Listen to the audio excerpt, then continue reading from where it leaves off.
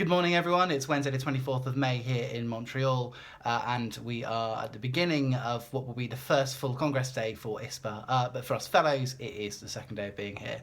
So, we started off everything yesterday with the Anthony Field Academy that took place down in the depths of Plaster Arts, and it was a really good day, full of lots of really lively debates and addressing lots of quite kind of deep questions and took a lot out of the session. Now, as part of my support of the ISPA Fellowship, I've been asked to do some live feedback. There are a small number of fellows here at this Congress in Montreal, but there's a much larger fellows network. So I was asked by ISPA to do some feedback onto the Facebook fellows group to let people know what was going on in the sessions, to feedback to them and make sure they could feel like a part of the conversation. So I spent my day yesterday kind of monitoring and reporting back to people about what was happening at the Congress. So I was kind of doing a lot of active writing in a room. But the good thing was I felt like I could still be a part of the conversation. I didn't feel like I was just reporting. I felt like I was also able to be a part of a discussion and kind of hopefully make people who weren't there feel like they understood what was going on.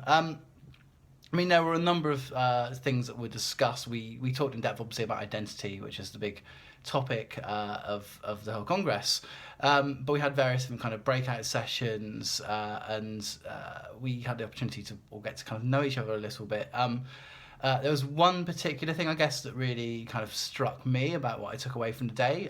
So we had our opening guest panel was Alma Salem and Marco Collin, who we're having a conversation about their identities, Alma being from Syria and Marco being First Nation person here in Canada, and kind of talking about what their identity meant to them and this idea of kind of personal identity and national identity and things. And Alma said something that really kind of resonated with me, which was this idea that her identity is different every day. She can wake up one day and be a very different person than she is the next day, and doesn't feel like her identity can be defined by one particular characteristic, or can have these particular labels applied that really sum up who she is as a person and what her identity is. And to me, that feels something that I agree with anyway. Something that I feel like I kind of have many different identities anyway.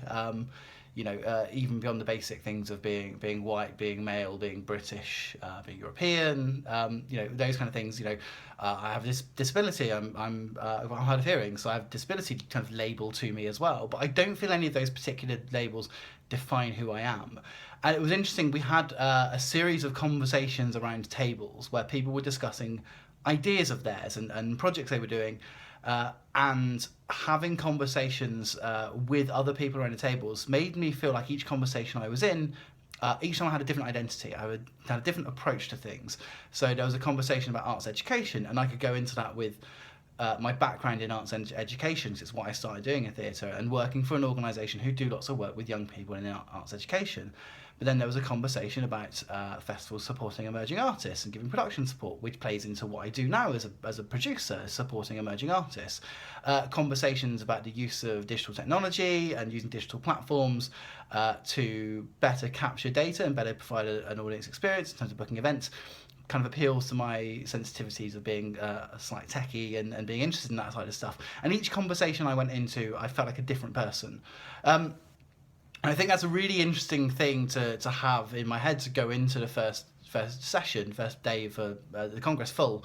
I'm many different people in many different ways, and I think it's important for me to recognise that and for me to be able to kind of acknowledge that to other people. So, going into today, we have a second morning of the Anthony Field Academy and then go into the Congress full.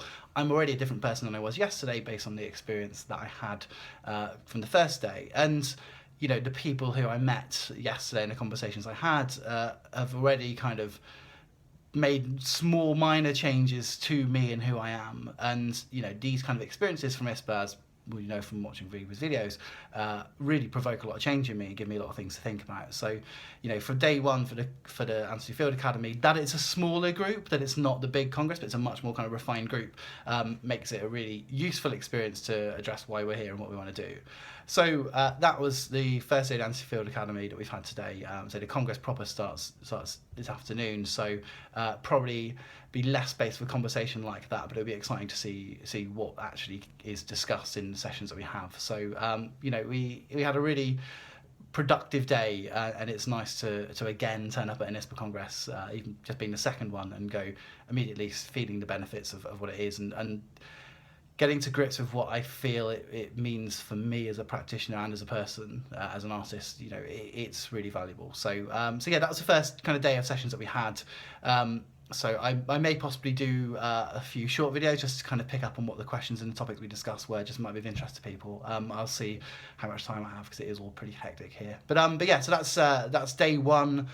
Day two with the full Congress starting is today, so I will report back on that. But yes, I will catch you guys later. Thanks for watching.